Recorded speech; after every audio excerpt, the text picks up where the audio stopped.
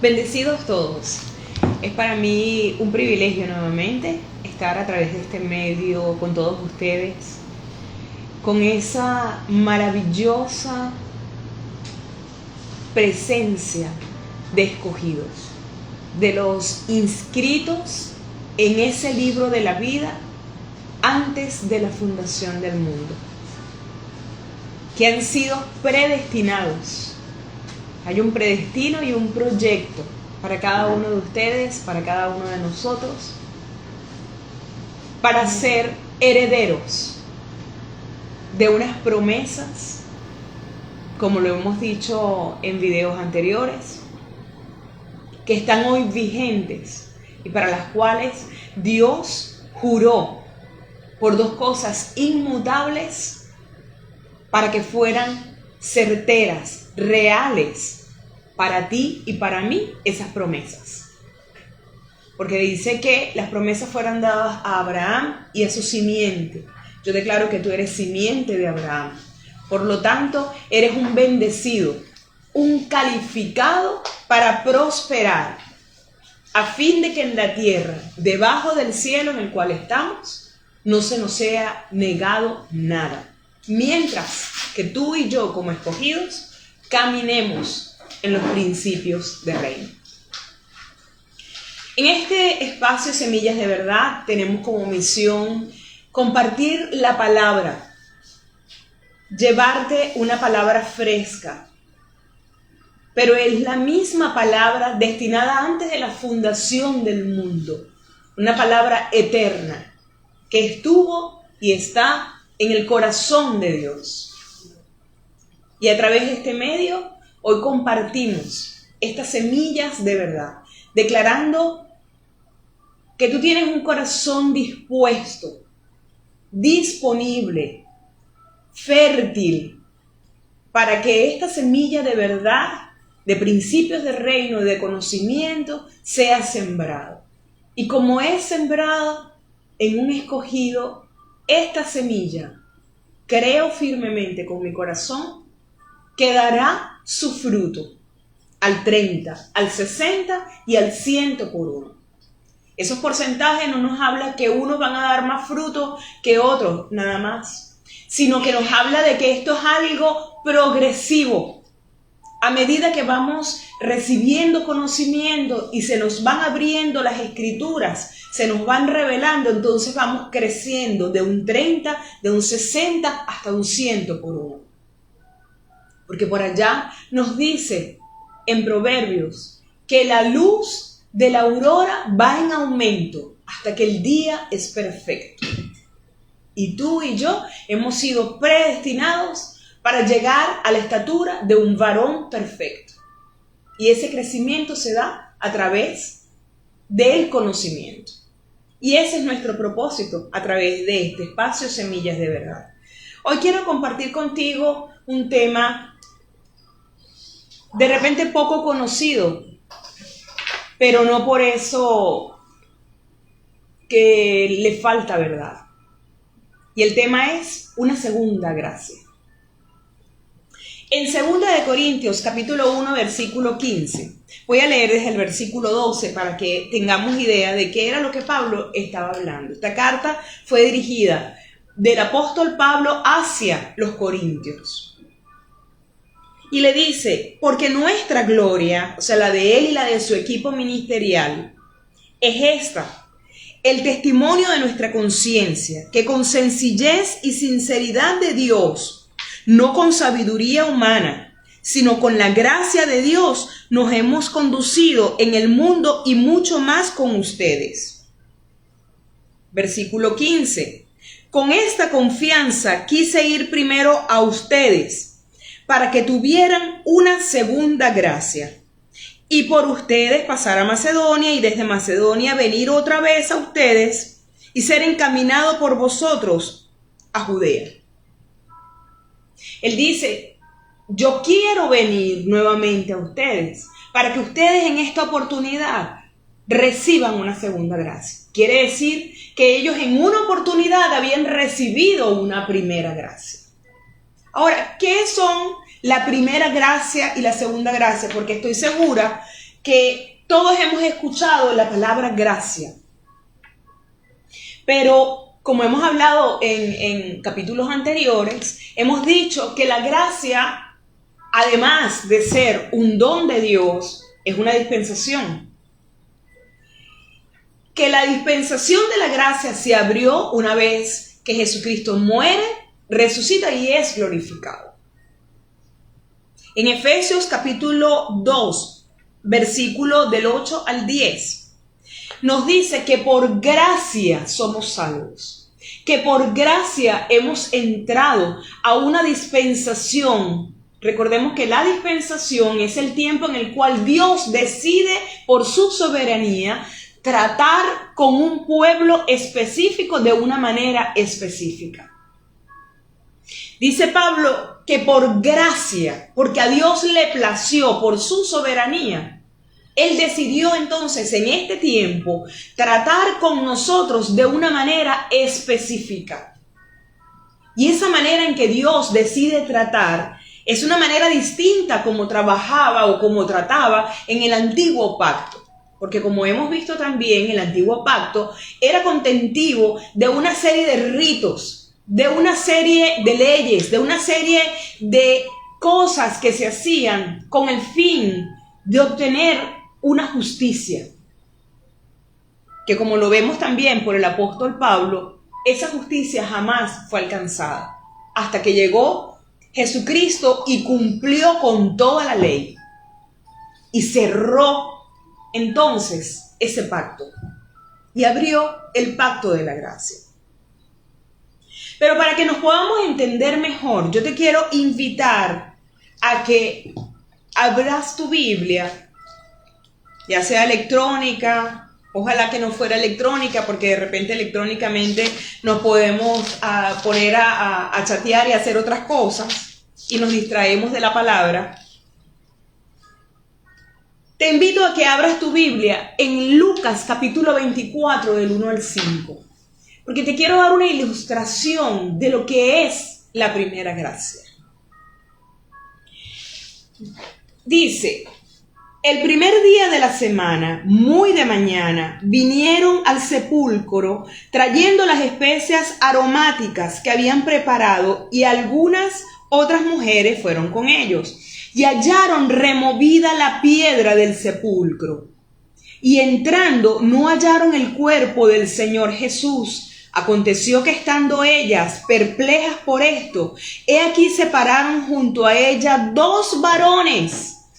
Subrayemos eso. Dos varones con vestiduras resplandecientes. Y como tuvieron temor y bajaron el rostro a tierra, les dijeron: ¿por qué buscáis entre los muertos al que vive? En esta pequeña porción de la palabra que acabamos de leer, vemos lo que fue la resurrección de Jesús. Pero hay algo importante. Dice que donde fue colocado ese cuerpo, en ese lugar, lo que era la puerta, en ese momento representado por una gran piedra pesada, fue removido. Y como hecho curioso, dice que cuando las mujeres entran, consiguen a dos varones con vestiduras resplandecientes, que no eran otra cosa que ángeles. Ahora, si nos vamos un poquito al antiguo pacto, porque recordemos que el antiguo pacto era sombra de lo que había de venir. Si vemos en el antiguo pacto, en el único sitio donde dice que habían dos ángeles, uno que tocaba la punta de las alas del otro, eran los ángeles que cubrían el arca del pacto. Y esta estaba ubicada en el lugar santísimo, en el cual no entraba nadie más, sino el sumo sacerdote, y una sola vez al año. Vemos aquí que tenemos dos ángeles en ese lugar, uno en la cabecera y el otro donde estaban ubicados los pies. Y en ese lugar, entonces, vemos una ilustración de que la muerte de Jesucristo removió el obstáculo que impedía esa gran piedra pesada, lo que pesaba en tus hombros y en los míos, que nos impedía acceder al lugar santísimo, a la misma presencia de Dios. Y veamos que la piedra era tan pesada que no la removieron los hombres, la removió Dios. Es Dios abriendo el nuevo camino hacia Él mismo, hacia su presencia. En ese momento se dio lugar a la primera gracia. No por lo que tú y yo fuéramos hechos, sino por lo que Jesucristo hizo, por los beneficios del sacrificio. Una vez más te invito, no nos quedemos solamente en lo que fueron los sufrimientos, porque ya el tiempo del sufrimiento pasó. Llegó el tiempo de la alegría, llegó el tiempo de la canción, llegó el tiempo de la unción, llegó el tiempo de un momento distinto, porque el Espíritu ahora mora dentro de ti y dentro de mí. Se abre entonces esa primera gracia, como lo dije, en la cual tú y yo no hicimos nada para entrar. Dice Pablo que somos salvos, y esto no de nosotros, sino que es por gracia, no por obras que nosotros fuéramos hechos, sino por las que Él hizo, por la gran obra de salvación que Él hizo. Pero en el versículo que nosotros leímos inicialmente, 2 Corintios capítulo 1, versículo 15, hablábamos de una segunda gracia. Si vemos que la primera gracia tiene que ver con nuestra salvación y el camino abierto hacia el lugar santísimo, hacia la misma presencia de Dios, como nos lo dice en Hebreos, que tenemos un camino abierto. Entonces, ¿qué es la segunda gracia? En Juan capítulo 17, versículo 4, vemos cómo Dios allí a través del apóstol se narra que una vez que Jesús, estando crucificado, en ese momento de la crucifixión, el momento cumbre, cuando le dan a beber vinagre, un vinagre que era para adormecer, dice que él medio lo probó y dijo: consumado es, en tus manos entrego mi espíritu. Y expiró. Esa es la obra, la gran obra que Dios y la gran ofrenda recibe de Jesucristo, por la cual tú y yo ahora tenemos ese libre acceso del cual venimos hablando. Ahora, en esta segunda gracia, lo vamos a ver en Hebreos capítulo 3, y también te lo quiero leer porque quiero dejar por sentado que lo que nosotros hoy estamos expresando tiene un asidero bíblico. Hebreos capítulo 3, versículos 7 al 11 dice, leo rápidamente: por lo cual, como dice el Espíritu Santo, si oyen hoy su voz, no endurezcan sus corazones, como en la provocación en el día de la tentación en el desierto, donde me tentaron los padres, me probaron y vieron mis obras 40 años. A causa de lo cual me disgusté contra esa generación, y dije: siempre andan vagando en su corazón, y no han conocido mis caminos. Por tanto, juré en mi ira, no entrarán en mi reposo. Versículo 18. ¿Y a quienes juró que no entrarían en su reposo, sino aquellos que desobedecieron? Y vemos que no pudieron entrar a causa de su incredulidad. Temamos pues, no sea que permaneciendo aún la promesa de entrar en su reposo, alguno de ustedes parezcan no haberlo alcanzado. Porque también a nosotros se nos ha anunciado la buena nueva como a ellos. Se nos han dado nuevas noticias. pero no les aprovechó nada el oír la palabra, porque no fue acompañada con fe en los que la oyeron. Pero los que hemos creído, hemos entrado en el reposo, de la manera que dijo: por tanto juré en mi ira, no entrarán en mi reposo. Entonces, la segunda gracia dice que hay un tiempo abierto, y es el tiempo del reposo, donde yo reposo de mis obras, las obras que me hacen querer justificarme ante Dios. Reposo en la obra perfecta que fue realizada por Jesucristo, sabiendo que no hay nada que tú y yo podamos hacer para perfeccionar esa obra que fue perfecta.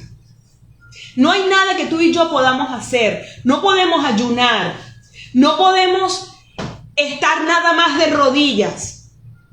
La idea de orar es intimar con nuestro Padre, es conectarnos con nuestra esencia.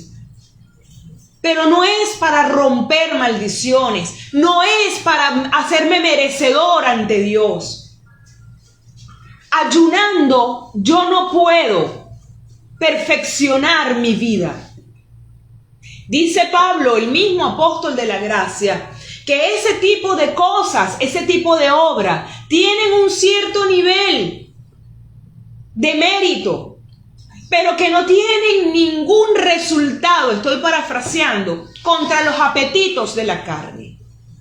¿Qué tenemos en la carne? En la carne está la fornicación, lo dice también Pablo. En la carne tenemos la fornicación, tenemos la mentira, tenemos los adulterios, tenemos una serie de cosas que dice él mismo que la carne ha sido viciada con deseos engañosos, con concupiscencia,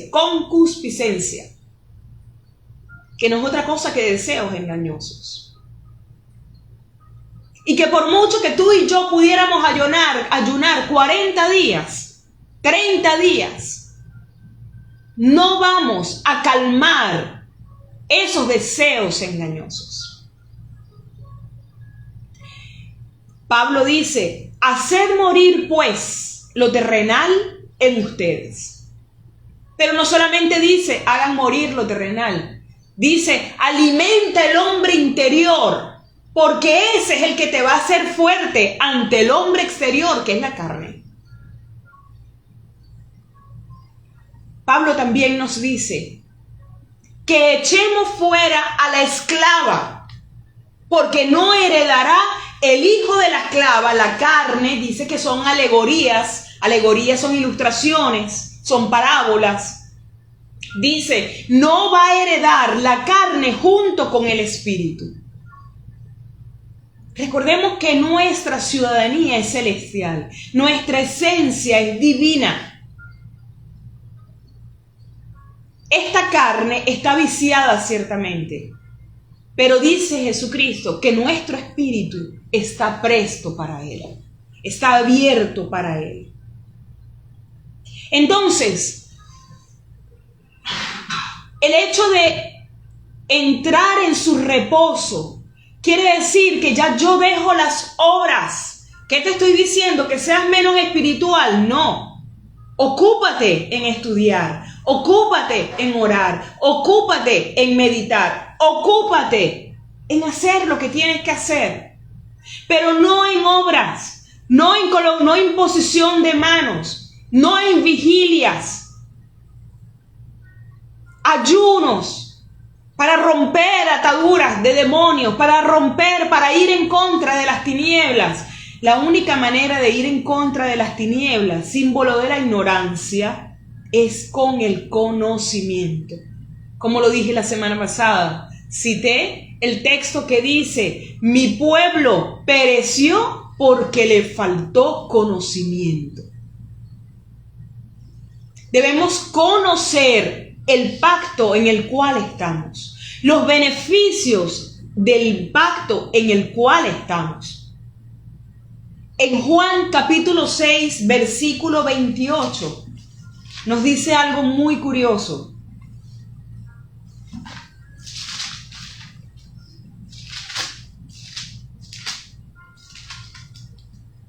nos dice, unas personas que para ese momento creían que estaban cumpliendo con la ley. Creían que no había más nadie más justo que ellos. Se le acercan los escribas, los fariseos y le dicen, ¿qué debemos hacer para poner en práctica las obras de Dios? ¿Qué debemos hacer? Esa expresión sigue hoy vigente, a pesar de que a través de Jesucristo mismo, Dios les demuestra que ya Él no quiere que hagan nada. Porque Jesucristo dice, he aquí, oh Dios, vengo para hacer tu voluntad. Porque sacrificios y ofrendas no quisiste, holocausto no quisiste, cosas según las cuales nos dice en el libro de Hebreos, se ofrecen en el antiguo pacto. Por lo tanto, he aquí, oh Dios, yo vengo para hacer tu voluntad.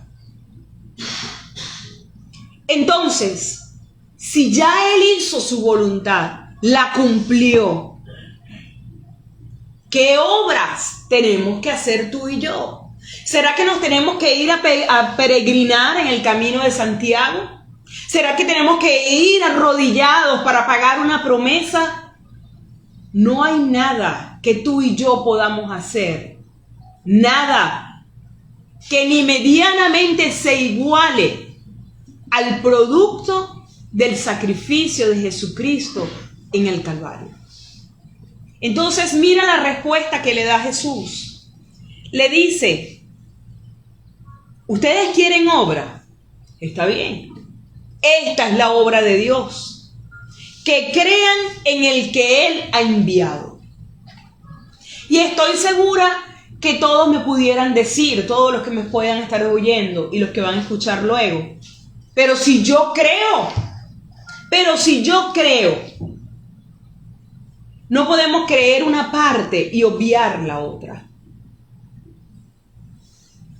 En Hebreos nos dice que el espíritu de gracia, contra ese espíritu no puede haber un atentado. ¿Sabes por qué? Porque la gracia es el único pacto que tiene la sangre más preciosa, que Él tiene el costo más alto, que fue su Hijo amado. Pablo nos invita entonces a que hagamos morir lo terrenal, y con lo terrenal todas las obras que producto de una conciencia de pecado, una conciencia no renovada, una conciencia que no tiene conocimiento. No nos basemos en tradiciones, basémonos en revelación. Dice que este es el tiempo del misterio escondido. ¿Y sabes qué? Un misterio no puede ser leído. Un misterio no puede ser inventado. Un misterio necesita ser revelado. Y el que revela el gran misterio de este nuevo pacto es el Espíritu Santo. Creamos en la obra perfecta de Dios y reposemos sabiendo que tenemos una entrada libre hacia el trono de la gracia. Dice que en ese trono de la gracia nosotros tenemos un oportuno socorro. Todos en alguna oportunidad de nuestra vida hemos pasado un momento difícil en la cual hemos necesitado un socorro. Pues hay un oportuno, preciso, no llega temprano y no llega tarde, no llega a deshora, llega en el momento más negro, en el momento en que más lo necesitas. Tienes el socorro de parte de Dios. En ti está la cobertura divina. Nosotros no creemos en cobertura de un apóstol, creemos en la cobertura divina. Porque la cobertura divina te da guianza, está comprendida la salud, está comprendido tu paz, está contentiva también tu vida guardada. La provisión de Dios está allí incluida, su guianza, su favor. Ninguna de esas cosas que te he nombrado la puede dar un apóstol, la puede dar un pastor, la puede dar un hombre. Porque si vamos al antiguo pacto, cuando Adán y Eva erraron el camino, lo primero que ellos hicieron fue cubrirse, tipo de la obra del hombre. Pero fíjate que la cobertura que ellos se pusieron les duró solamente 3 días. La cobertura del hombre es una ilusión, no es una verdad. Te pueden hacer creer que si estás fuera de cobertura, estás sin Dios en el mundo, estás bajo maldición. Muchos hablan de la paternidad espiritual. Sí, hay una paternidad espiritual. Tenemos un Padre celestial, que es el que hizo provisión para ti y para mí. Que es el que en su momento te restituyó lo que se había perdido, que era su imagen y su semejanza. Que fue el que restituyó la relación entre tú y tu Padre, que no lo pudo hacer el hombre. Entonces, no hay cobertura de hombre, hay cobertura divina. Estemos donde estemos, su presencia está y va con nosotros y por nosotros. No hay ningún apóstol que esté 24 horas contigo, 365 días al año. No puede, no existe. No sustituyamos la gloria de Dios por la gloria de un hombre corruptible. Porque hay la gloria del hombre corruptible. Y esos hombres, muchos de esos hombres, lamentablemente, se han interpuesto en la relación entre el Hijo de Dios, por el cual fue derramada una sangre preciosa, y su Dios. Y muchos, cuando los leones le crecen y piden selva, en lugar de darles una bendición, les dicen que están en rebelión. Y dicen, tienen más todavía caché de decir que le quitan la unción. Cuando la unción no la tiene un hombre, la unción es Dios mismo.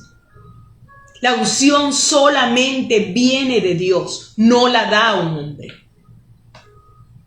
Así que, hermanos, yo te invito a que entremos juntos en el reposo de Dios, que es la segunda gracia. Que cambiemos esa conciencia de pecado por una conciencia de justicia. Porque dice que Él te justificó, que Él te glorificó, que Él te predestinó para que no haya diferencia entre Jesucristo, que es el primogénito, y tú. Porque te calificó para que llegaras a la estatura de Jesucristo. No nos conformemos con menos. No hay ninguna obra que yo pueda hacer o que tú puedas hacer que sustituya la obra perfecta de Dios. Te invito a que reposes, a que sepas que eres libre. Tu libertad tuvo un precio muy alto. No decidas ser esclavo.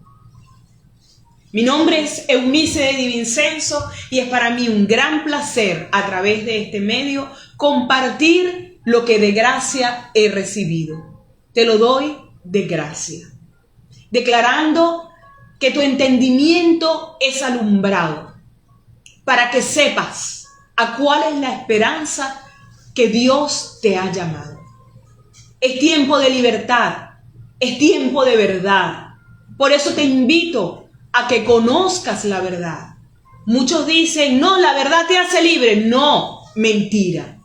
Es conocer la verdad, que tengas relación con la verdad. Eso es lo que te hace libre. Y te invito a cada sábado a tu espacio Semillas de Verdad, a las 4 de la tarde. Y te invito a que te comuniques con nosotros, nos hagas saber que estás allí de ese lado, escuchando y estudiando juntamente con nosotros lo que para nosotros es un deleite, la Escritura de Dios.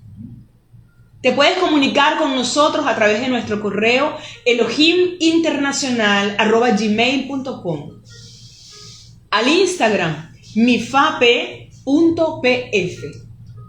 y el 0424-652-1977 vía WhatsApp. Sé bendecido y hasta el próximo sábado.